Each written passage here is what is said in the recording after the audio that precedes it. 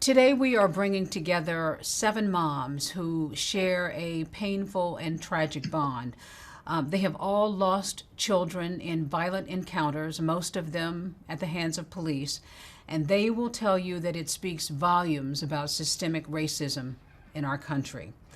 We are grateful to have them in this rare gathering right now to talk to us and to share their pain and to share their journey and to help us learn a little bit more about what is happening at this moment in America.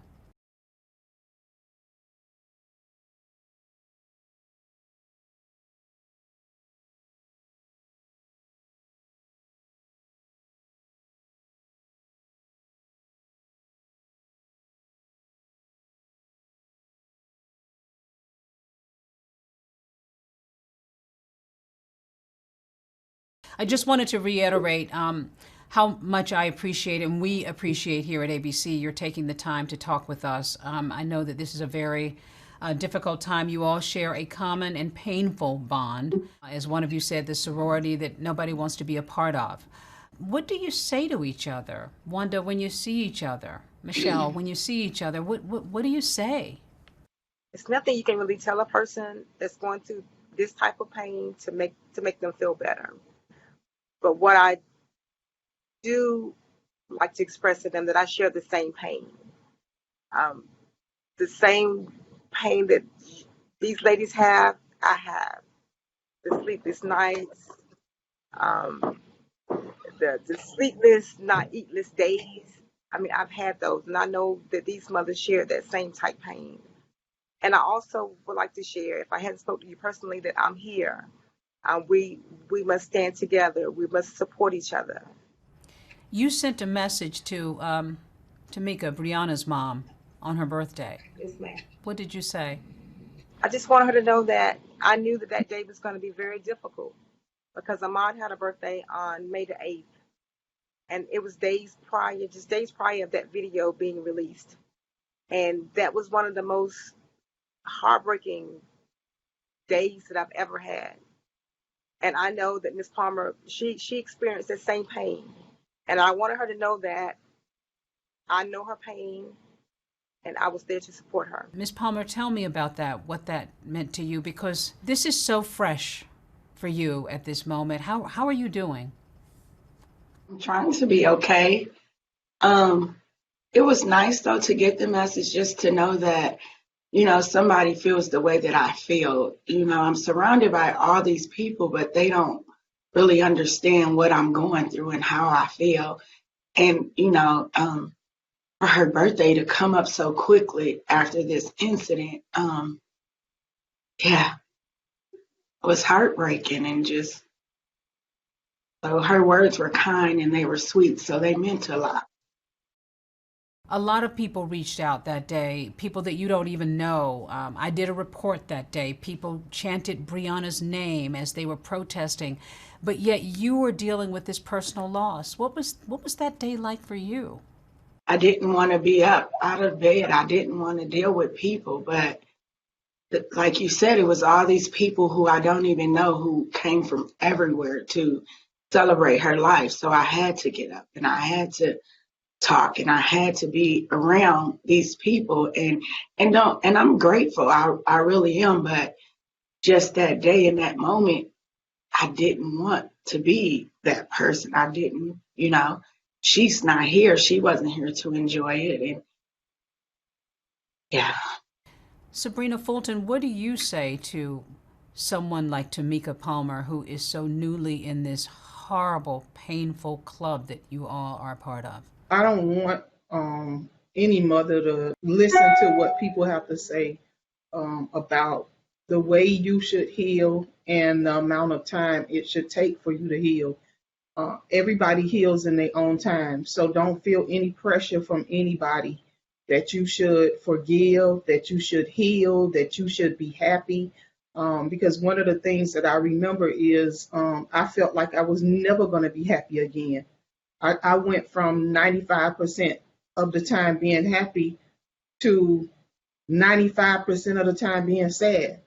And so one of the things that I would tell you to do is just I put pictures up of my son because I didn't want a person for me not to have pictures up, and then all of a sudden they put pictures in my face, and now it's making me sad because those are the triggers that gonna, make you sad. When I first started out, the hoodie would make me sad. Now when I see a hoodie, I smile about it because I've trained and reprogrammed myself to say that's in memory of my son.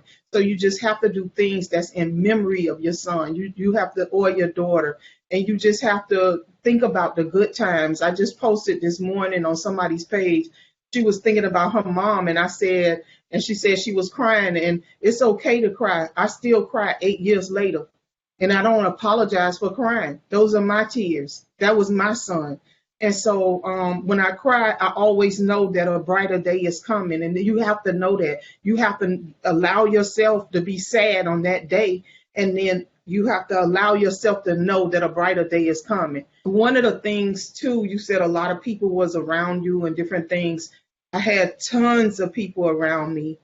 But when the lights go off and the cameras are gone and your family is gone, your friends are gone, and it's just you, you're going to have to learn how to deal with it. You're going to have to come back from your deep depression, your sadness, your disappointment, and just not having your child. And one of the things you have to do is you have to pull from the strength within. A lot of people look for other people to strengthen them, but you're going to have that around you. But when all of those people are gone, you're going to have to learn how to do it yourself. And it's within you. All you have to do is lean on God. It's within you. Trust me. I'm no superwoman. I'm no Wonder Woman. It was God. It was only God that brought me through what I went through. Nobody else could have done that. Michelle, what about you? Your son was so young. What gets you up? How do you keep going? Be his mom. And even in death, every day, I don't even have to remind myself anymore. I know that was my son. I know that is my son. And nobody's going to fight harder for my son than me. So I don't have any choice but to get up every morning. Because if I don't do it, who's going to do it? I've been doing it all of his life. That's all I know. Your son wrote a beautiful poem that I had seen published with him, saying that he was sort of afraid, but he didn't want his mom to feel that pain, recognizing that there are young black men losing their lives, said, I don't want my mom to feel that pain. The idea that he wrote that, and he was lost to gun violence, to a police shooting anyway. Antoine and I have always fought family meetings. There was only 3 of us. So we had some heartfelt conversations.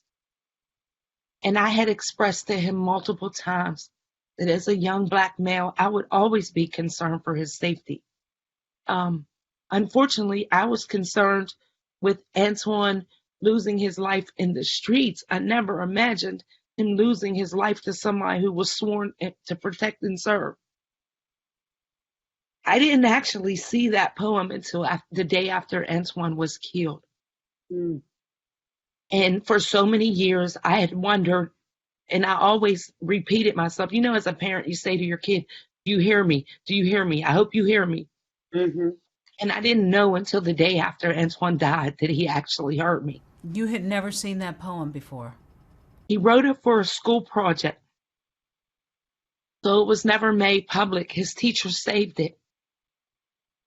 And the day after he died, when everyone in the city of Pittsburgh was protesting, she brought it to my house. And we immediately released it to the public. But through that poem, I was able to understand that our kids hear us, even when we think that they don't. So it reminds me to keep talking to my daughter and keep talking to my grandkids. And that's why I'm in the schools. That's why I'm doing all the legwork that I'm doing, because I know now they hear us. I'm not what you think. I understand people believe I'm just a statistic. I say to them I'm different. I dream of life getting easier. I try my best to make my dream come true. I hope that it does. I am confused and afraid. I mean, it was so raw with his fears as just any other teen kid about living up to expectations, but knowing that he was also vulnerable as a young black man. And sometimes I feel bad about that because I stressed it to him so much that as a parent, you don't want to put too much pressure on your kids, but you want them to know what the world really is. And I repeated to my kids for years that the world is cruel and nobody's going to love them the way I do. And through that poem, I was able to learn that he heard me. He knew. The sad part is that poem ended up being reality all the way from beginning to end. And I just wish it was different. Definitely heard you. Samaria, your son was truly very young. How do you sort of deal with the pain every day? You know, Sabrina talked about being 95% sad some days. How do you deal with the pain every day? I think I stay in rage a little bit more just because I'm not normal and I'm not really allowed to be normal because of what America has done to my family. Tamir is a high demand and I'm his voice, so that keeps me really busy and just wanting to, give back to the community with his foundation and things that I'm doing with the platform that I have that America has provided for me. Let's talk about that. They provided it for me because they murdered my son.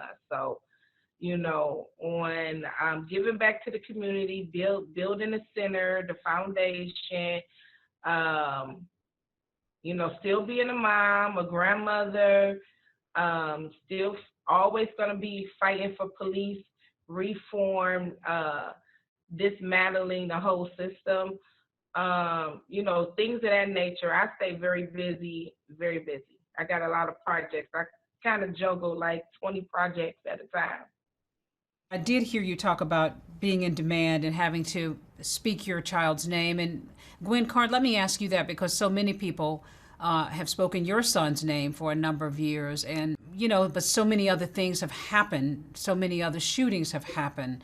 Do you worry that it gets harder to keep his name out there and to try to find justice for him, which you still, I assume, don't feel like you've had?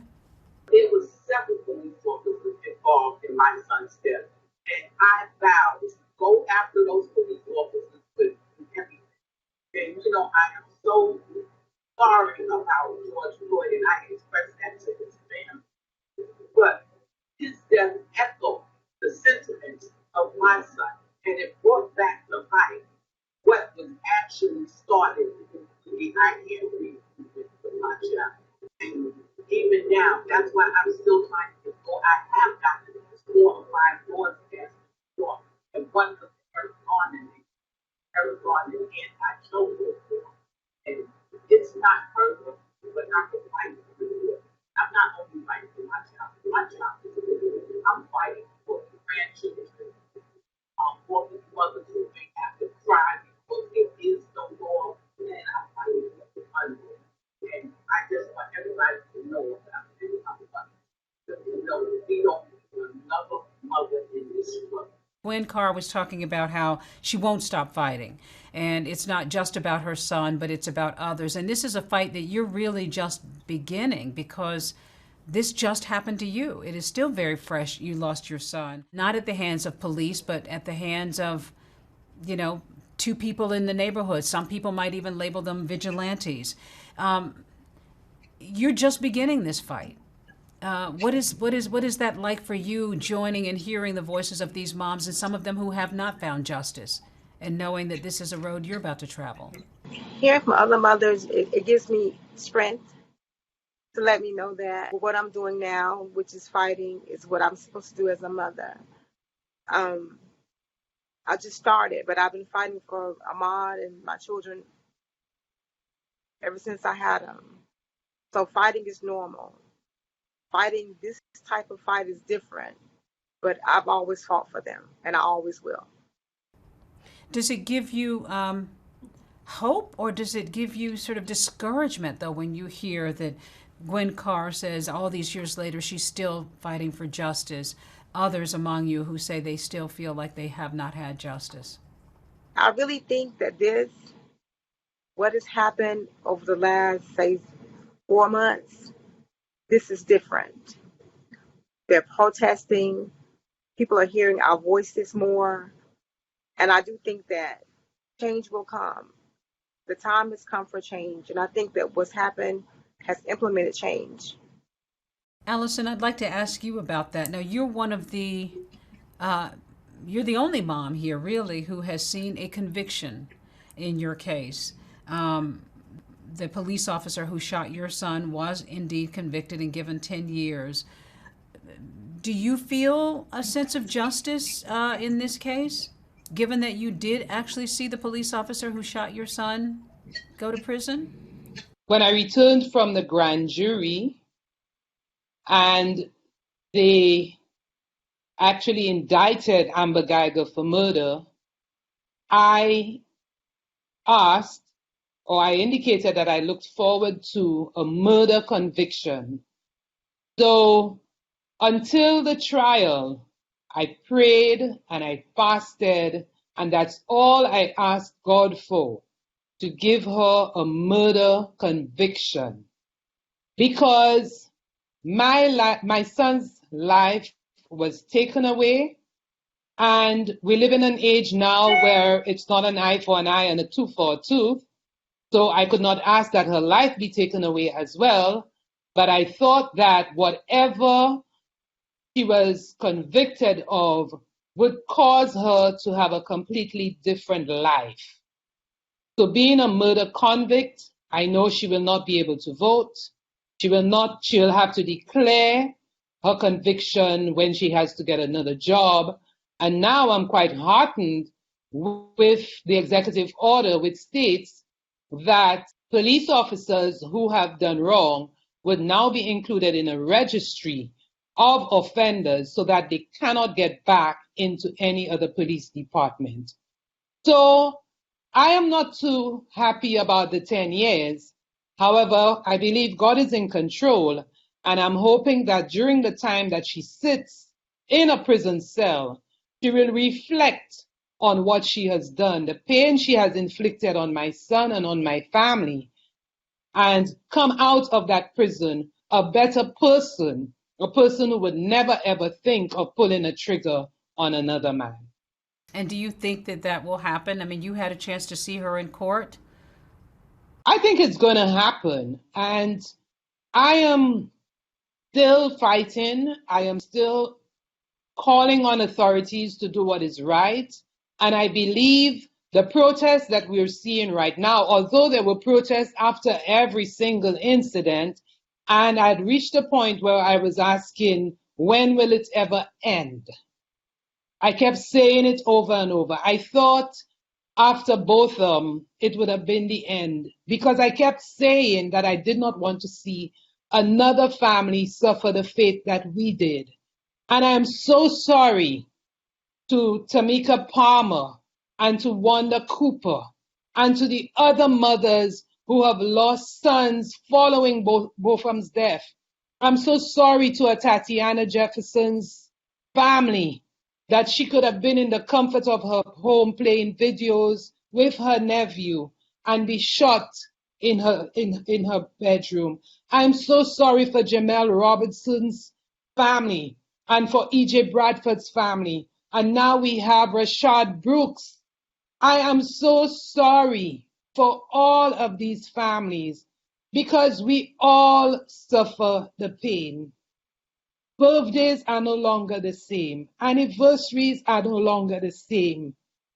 Every time I reached a point, at some point following Bofam's death, I didn't even want to see other people happy. I was so sad that if somebody, a random person at a mall or in the supermarket would laugh, I would feel like holding them and beating them up. I didn't want to see people laughing, because I lost a son who did not deserve to die in the way that he did. He was in the comfort of his living room. He chose to stay indoors that night to watch the first game.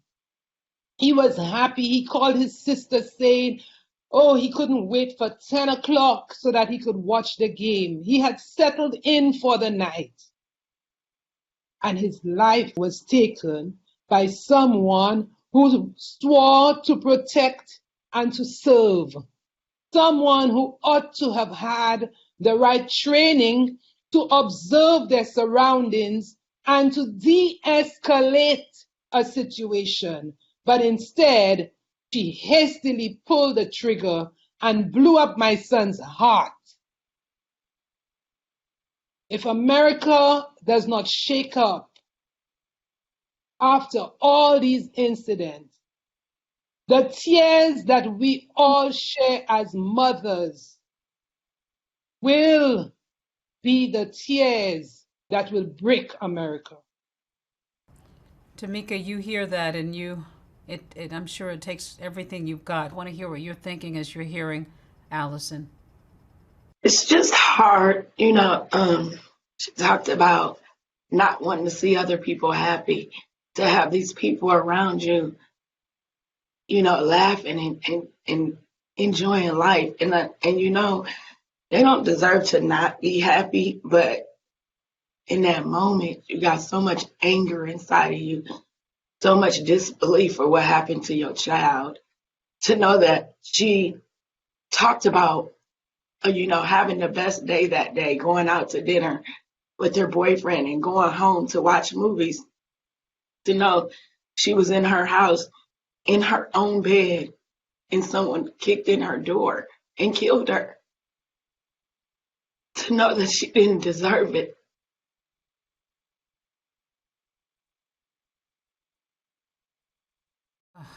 I can't even begin to imagine. But Michelle, you can. Michelle, tell me what you're thinking. I think we all hope and pray that when it's our child, you don't have to see it anymore.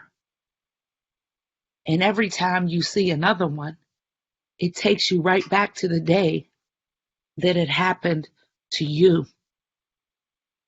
Miss Rice has come to my home, and happened to come on a day when my own sister lost her daughter. Miss Jane has called me on the phone, and I have called her on the phone. Miss Fulton showed up for a guest appearance in my city. It brings about a bond that I can't begin to explain.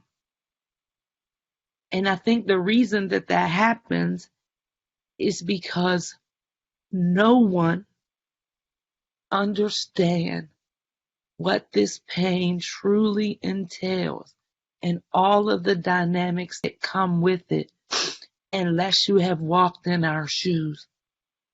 And every day I pray that those shoes don't have to be put on by another person.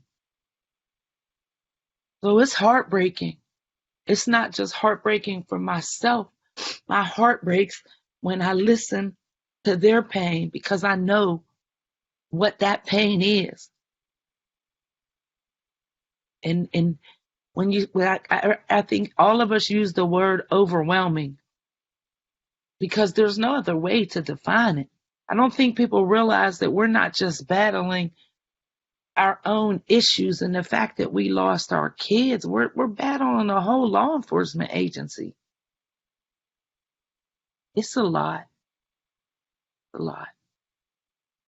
Sabrina, when you hear Allison rattle off all the names of these people who are now bonded with you, give me a sense of what it is like when you saw what happened to George Floyd, when you saw what happened in Atlanta, when you see another victim, Sabrina, what happens for you? Because you've been there. All those things are triggers, and it triggers your emotions. It triggers the sadness. It triggers the tears. It triggers the, just everything your heart hurts, your chest hurts, I get headaches. I mean, all of those things, you relive it all over again, and I can't equate it to anything but PTSD. I just we're never going to recover from this. We're never ever going to recover from this. I have not met a mom yet who's lost a child who has recovered. We never recover from it. We live it every day. I mean, you don't have to tell us about our kids. We carry in the pain every single day. We just have good days and bad days, but we carry the pain every day. And so that's what it does. It just re-triggers something that's already an emotion that's already there, a feeling that's already there. And of course, it makes you angry. It makes you very angry. It makes you disappointed. It makes you sad. It makes you just say, why? Why does it have to happen like this? Again. Again and again and again, and continues to happen. And every cases, I'm not going to say story, every tragedy, we are hopeful and saying, I don't want this to happen to somebody else's child, because we know the pain. And we don't want to see somebody else going through what we are already experiencing. You went to George Floyd's Minnesota funeral. Why did you feel the need to be there? I struggle with it because of the coronavirus, and because I just didn't want to rehash the same feelings. I thought about myself, and I was like, I don't want to cry. I don't want to be sad. I just thought about those things, and I was like, I don't want to be there. I don't want to be, just depressed. And I thought about myself, and then I put my selfish ways aside, and I say, you know what? I need to stand with this family to let them know that I support them, to let them know I'm with them, to let them know that they're not alone. And that was my decision. That was my final decision. Like, I can't worry about my feelings. I can't think about me sitting in the church being sad when this family is going through like traumatic pain. Like, it just is so amplified that people don't even understand. And we can't explain it to them. We can't explain it to you unless you lost a child. Then you understand. But I just had to be there. I just had to be there to let them know that I support them and I stand with them. And so I made my way. I found the brothers. I found the family. I found everybody. When I went into church initially, I was okay. I was okay with being at George Floyd's funeral. But then once I saw the body, I was like, America did this to him. This is a result of the ugliness in America. And it hurt so bad. And it took me a while to get it together, because I kept asking God, why? Why did this have to happen? Why am I looking at a man in this casket who should have just been arrested instead of killed? And I continue to ask myself that. I could not get myself together for a minute. I didn't want to sit up front because I was emotional and I couldn't stop crying. And finally, when they started to sing, I started to like calm down some. And once I calmed down, I was okay. I thought about maybe he's the martyr. Maybe he was the vessel that God sent to earth to save us all. Because we have to be saved. Something has to happen. We can no longer go like this. We can no longer continue our lives and be scared of people, vigilantes, police, and whoever trying to shoot and kill us. We can no longer do this.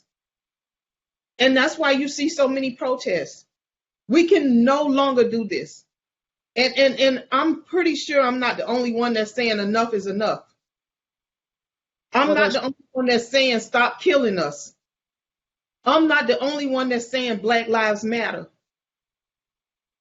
We are just so sick and tired of just the way we have to feel as African Americans. Well, you mentioned those protests, and Samaria, I want to ask you about that. Okay. Allison said that she felt that something was different.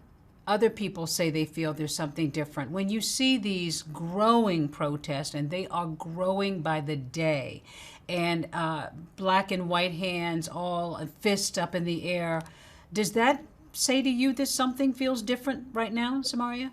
I'm very happy that they all out there. I'm actually happy, but I don't want the message to get lost. We don't want the message to get lost with the vandalism and the burning and things like that. We don't want that message to get lost, and the message should be a clear agenda. I'm not for sure if they have a clear agenda. I know folks just want to do stuff, but they need to have a clear agenda of why they out there marching. You know what I'm saying? Don't just be out there marching. You have to have a clear agenda. And I think they need to be having the marches at the governor's house, the Capitol where the governor's office is at, because that's kind of where everything starts at right there. All of these local people, state people, they can't help us. The Congress, Supreme Court, and the governor right now, that's who everything should be addressed to. Especially having a bill created for them to demand that they sign it. You know what I'm saying? Absolutely. I just don't understand where everybody at and what people thinking right now. People really need to be creating these bills that up there protesting, making it uncomfortable for them with peaceful protests. Let me just say that all that other stuff, I'm not condoning. That stuff is crazy. That message get lost, but protesting in the most righteous way, they shouldn't be able to sleep at night. Nobody should be comfortable in America sleeping at night. What's going on in this country right now? Gwen Card, let me ask you about the protest. Are you heartened by the protest? Do they give you hope? And what do you want to see come out of this current movement that people say feels a little different? People need to protest to bring about awareness. That's what protesting does. Yeah. But protesting is not the complete answer. We have to get legislation. And we have to go from demonstration to legislation. Because we could scream and holler in the street all we want, and nothing is going to change. The same thing happened when my son was little. But that's why I decided to try to get laws changed. These police officers who've taken a knee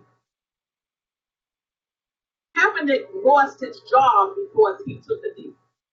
So now to me it's a mockery. So he was standing for all the Black lives that were lost. And they took his career away from him. So I think if they want to take a knee, you take it in your precinct and tell these police officers to stop murdering our children.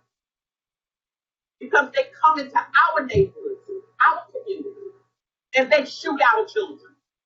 They brutalize our children. And most of the time, they don't even have to pay for it. So yes, the protest is good to bring about awareness, but we have to go forward.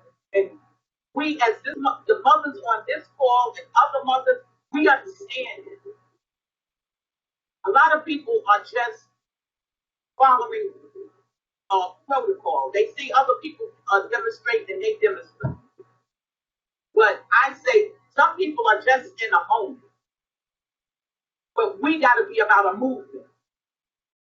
A moment, that's a very good point. It's got to be a movement and not a moment. I've heard that said before, and I like what you said, that it's demonstration is good, but it's got to be legislation. I watched the address by President Trump, and I was invited, but I declined because I just had some trepidation that it was more of a political stunt than it was any tangible move to address our issues. However, there are a couple pieces of President Trump's speech that caught me. And the first one was when he said that proper training might have prevented the tragic deaths of Antoine Rose and Botham Jean. I fell off the roof when I heard him say that, because that is exactly our point to the city of Dallas, that Amber Geiger was not properly trained, and it was a lack of training that led to the murder of my son. A reporter asked me yesterday whether I thought training was an issue because according to Amber Geiger's file, she was extensively trained. And I had to say to him that people could put in hours of training. That does not make them trained. So to have the commander-in-chief endorse that proper training was not given to Amber Geiger actually strengthens our position that my son could have been alive, and Antoine Rose and many of our sons and daughters could have been alive had the police been better trained. If de-escalation techniques do not come to their mind when they involved in some confrontation with a Black person, then it certainly tells you that the de-escalation training is not working. So it is calling on the authorities at the various police departments to look at the kind of training that is given and to ensure that proper testing techniques are applied to confirm that the training that is given is actually learned. The other thing that I found was good about President Trump's address was the issue of having a tracking system for bad cops. Because we're seeing in the case of so many cases, I think Antoine Rose's case as well, that police officers can kill innocent children and just get a transfer to another police department. They must be scarred for life.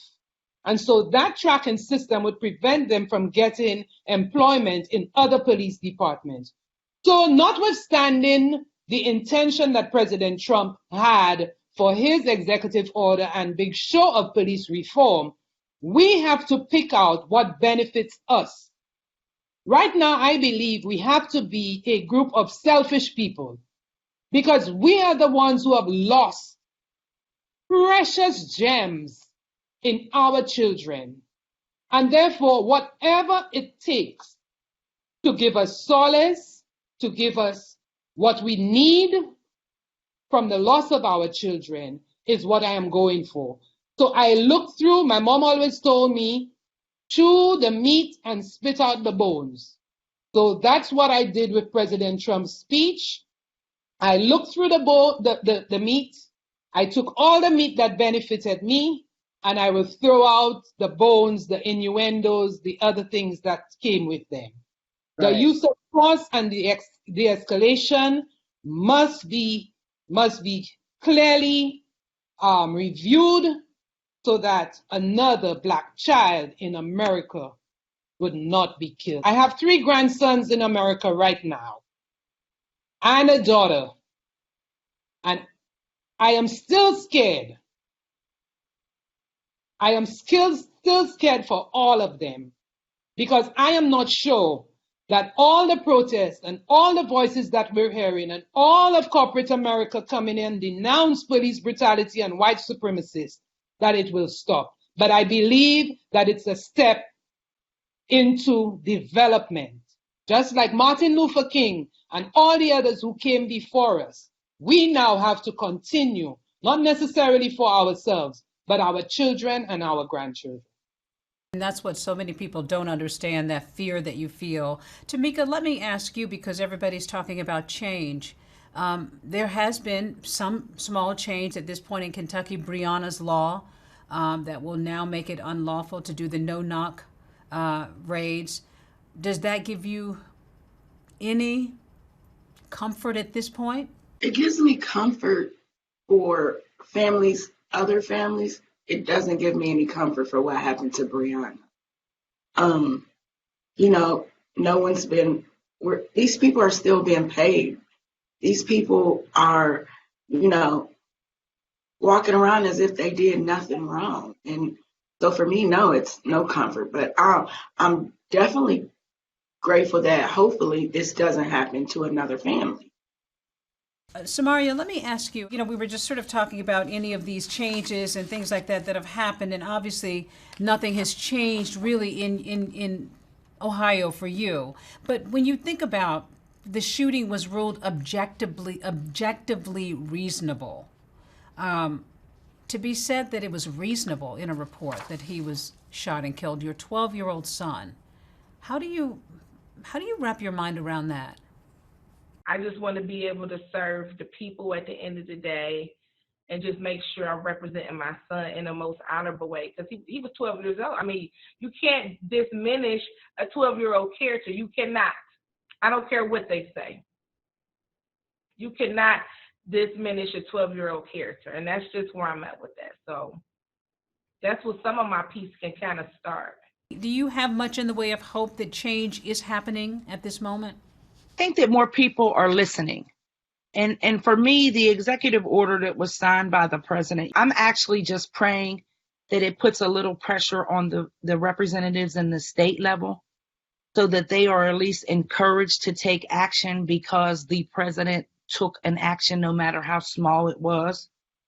I'm hoping that now his supporters and the other Republicans, whether it be in the Senate or in the Congress, realize that because he took at least the initiative of signing an executive order, that it is okay to speak up and stand in your truth and do what is right.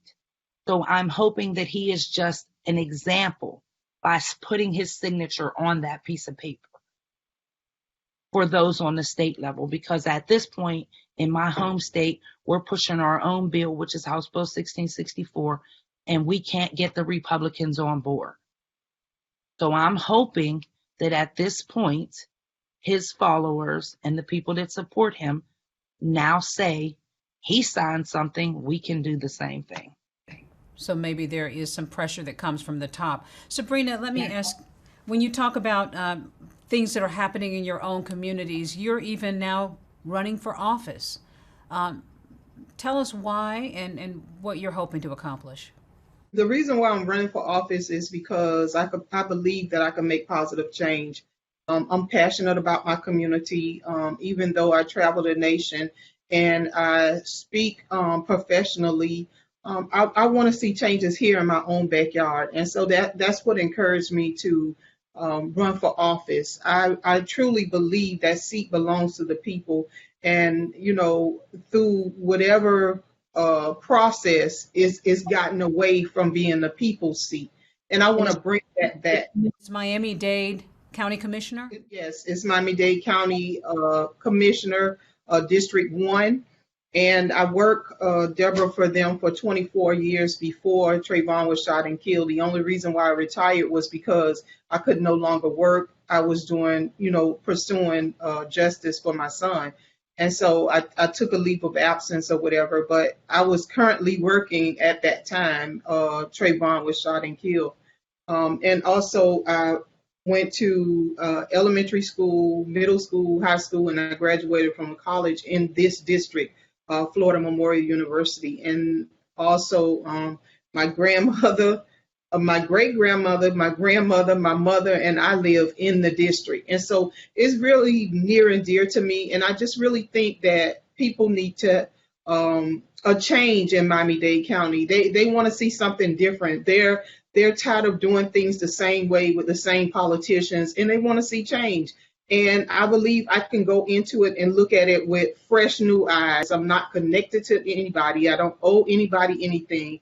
And my only passion is to make my community safer, to try to get better affordable housing for residents and workforce housing, to improve on the transportation system. The same things that I've been complaining about as a resident, I want to put my hand in the pot and I want to see a difference in my own community. And I just feel like it starts with me. Do you feel like this is something that you are almost called to do because of what happened to Trayvon?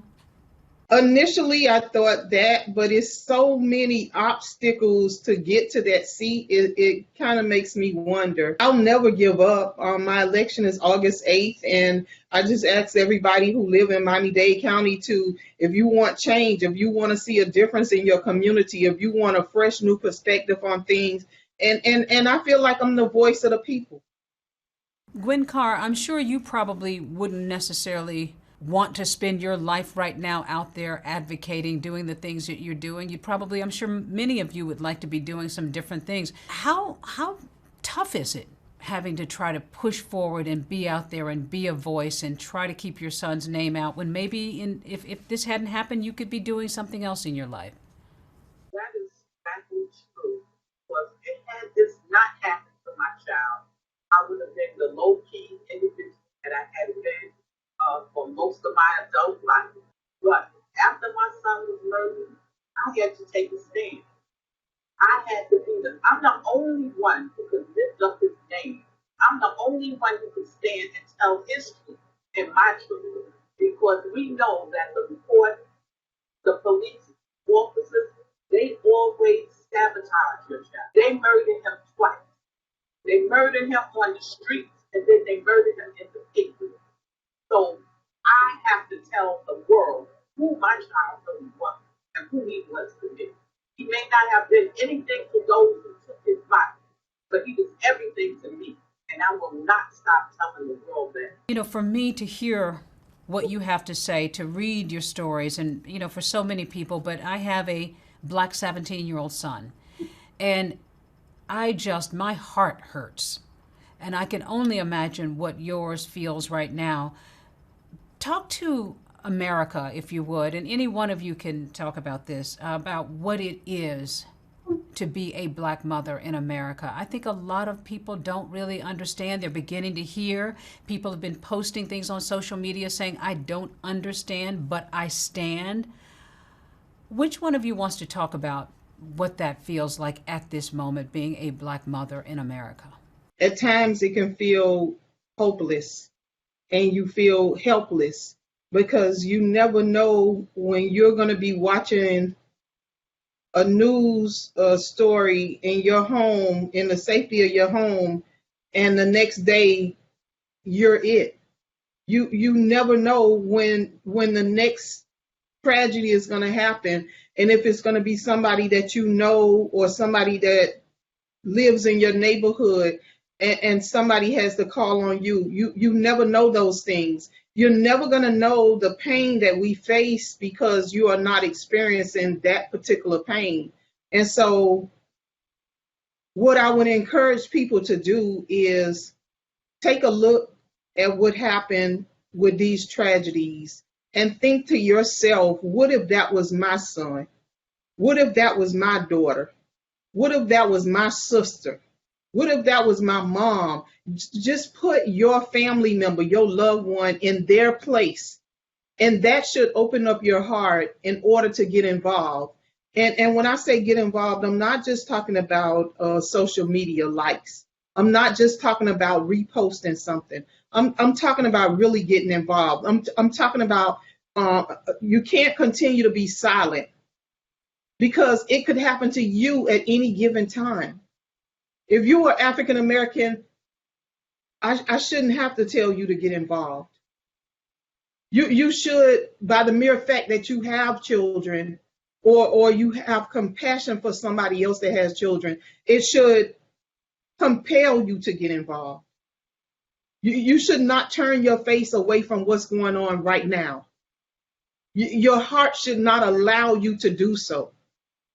You have to get involved, whether that looks like voting, whether that looks like registering to vote, whether that looks like attending jury duty, whether that looks like signing petitions, or whether that looks like protesting, whether it looks like sending letters to the president, the governor, your local officials. Whatever it looks like to you, but you have to do something. You can no longer just be silent and talk about it. You have to get involved because it could be your child next. I'm looking at those pictures of Trayvon behind you. Is there a day that goes by that you don't think about him? Not one single day. I have another son, Javaris Fulton, and I have to keep moving because I have to fight for Javaris. I can't do anything about Trayvon. The situation happened with Trayvon. The tragedy already occurred with Trayvon. I can't save him.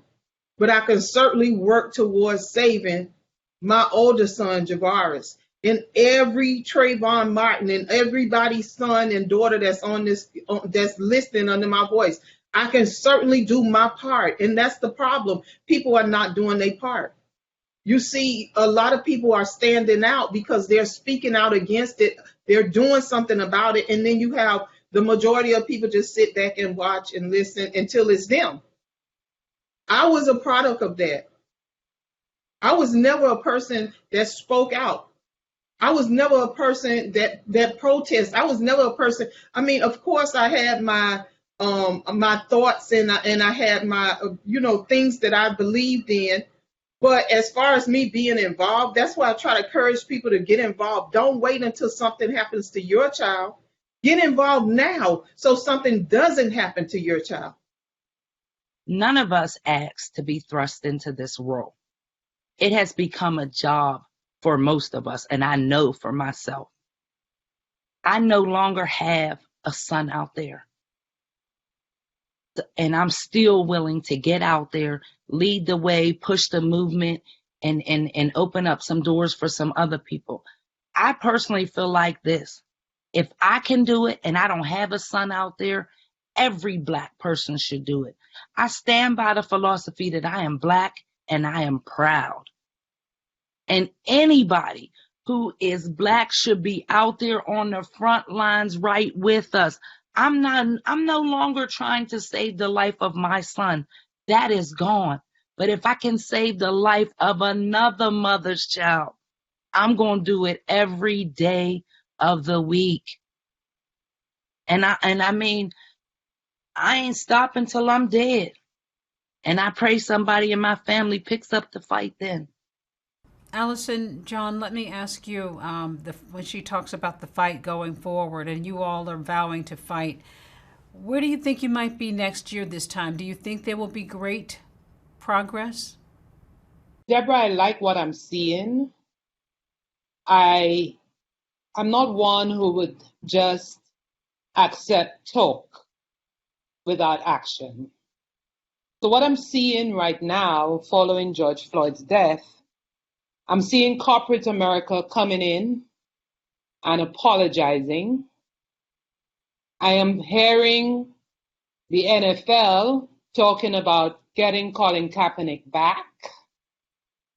I am seeing greater recognition by Rock Nation and some real high-profile organizations. I'm seeing executive orders signed. I saw Lee Merritt testify before Congress yesterday. That, for me, is heartwarming.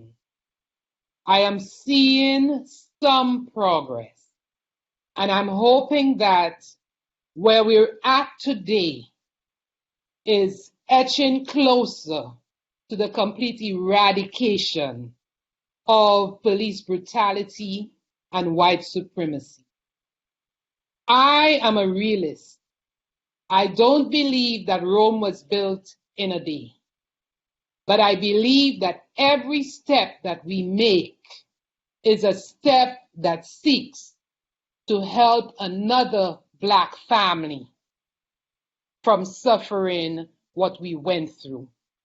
So like Sabrina, I will continue to stand up and speak out and take whatever action that I need to prevent this from happening to another family, to another person. I don't live in the United States. I'm not a US citizen. I live in St. Lucia. My children chose to go to America to seek education. And while they were there, they were able to get employment legally in America. My son, both of them, loved Dallas. But what Dallas did to him was completely opposite to what he did for Dallas. And therefore, I believe following the executive order and following all of the actions that have been taken, by major sporting organizations and corporate America that the city of Dallas and the respective cities that have inflicted harm on our children should stand up and do the honorable thing by looking at us as victims and doing what is right for us. I think it is, like my son did to Amber Geiger, it is a time when major organizations need to come down on their knees and ask for forgiveness for the wrong that they have done to our children. I believe the Senate in America, Capitol, the President, cities, police departments need to take that knee on behalf of George Floyd and on behalf of all of our children who have suffered at the hands of these police or these white supremacists, and beg for forgiveness for inflicting such harm on our children. To hear you all with your strength and your purpose and your resolve and your pain, Tamika Palmer, what is it like for you to be surrounded by this strong group of women who essentially are putting their arms around you and everybody else who is suffering or not? I'm new into this position. I don't think I ever really understood my position in this fight prior to what happened to my daughter. Of course, I always had opinions, and I've always was worried about what was happening to my Black community, but I didn't know my position in the fight. And another part of it being that I have Black daughters, and sometimes I think that we don't think that it can happen to them because so many times they're swept under the rug. People don't hear these stories about these Black women, but I'm now learning that I have a higher position in this fight, and whatever I have to do to remain in it is what I'm going to do, because it should never happen to another Black daughter, son, another Black person, period. And like I said, I'm new here, but I'm ready, and I'm here, and I'm not leaving because I still have another daughter, and this just cannot happen again. Well, I think so many of us should feel a sense of strength and certainly humility after hearing what all of you have to say. I have to say, as a mother of a 17-year-old Black son and a 21-year-old Black daughter, I don't think I've ever felt more vulnerable and more frightened and more exhausted. And all of you ladies, with your pain and your purpose, give me hope. So I want to thank you so much, all of you, for your time and for your honesty and just for your willingness to share. And I want to thank you all so much for being here.